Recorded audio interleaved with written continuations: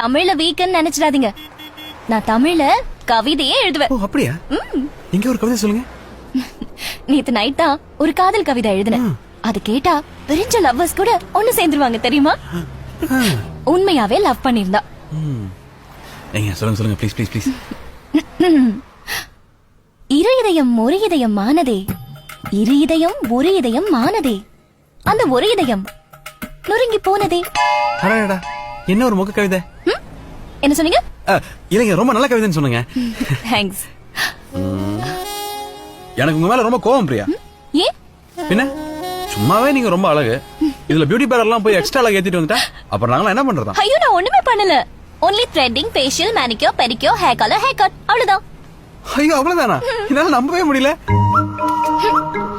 Okay ராஜா நான் கிளம்புறேன். பிரியா ஒரு நிமிஷம், நான் ப்ரப்போஸ் பண்ணிருந்தேன் எதுவுமே சொல்லியே. நீங்க ரொம்ப ஃபாஸ்டா போறீங்க, உங்களுக்கு ஒரு ஸ்பீட் பிரேக்கர் தேவை. ஸ்பீட் பிரேக்கர் தேவையா? ஒரு நாள் டைம் எடுத்து யோசி பிரியா, நான் வேணா வெயிட் பண்றேன். No thanks. ஓகே